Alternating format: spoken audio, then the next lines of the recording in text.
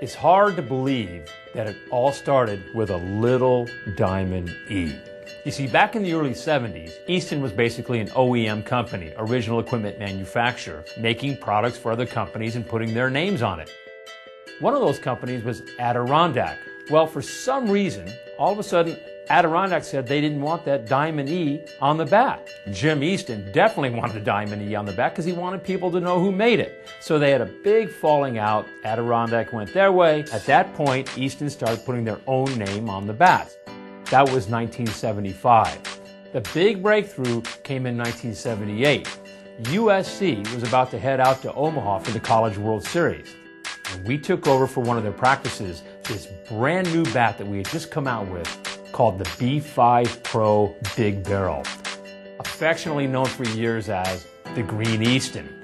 And in that World Series, 8 of the 9 USC players switched to the Green Easton, and they ended up winning the national championship. So that was our first big launch. Now, 6 years later, we come out with the Black Magic.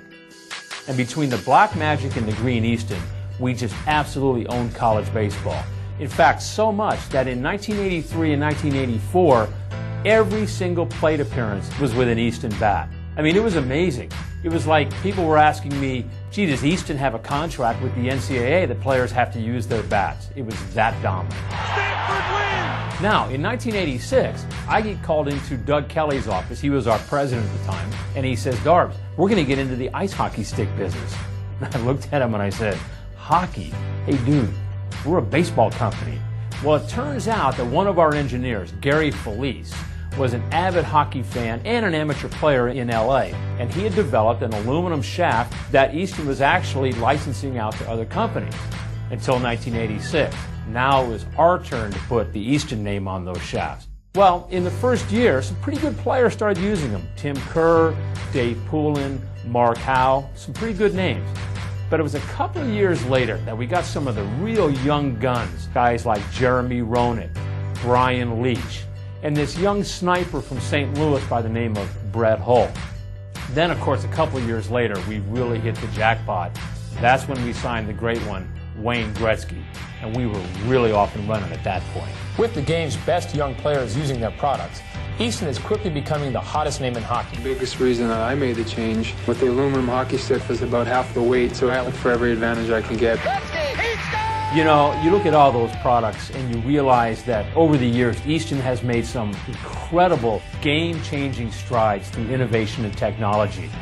You know, I think it's wild when I think about the aluminum hockey shafts and how we changed the market. Then, of course, we come out with the composites and we change the market again. But you know, I would counter all those successes, things like the red line and the ultralight, the connection, synergy, and stealth. I would counter all those successes with the importance of the relationships that we've established. Has this been good for me over the years? Come on, man, are you kidding? And for Easton? Absolutely. But you know what? It's not the past that I'm excited about. It's the now and the future. I think about the great college teams that we sponsor and some of the terrific athletes, guys like Zach Parisi, Casey Powell, Andre Ethier. And of course the product lines that we're coming out with, you know, the Power Brigade bats, the RS Stealth stick. You know, and how about lacrosse? Now talk about a great sport for Easton.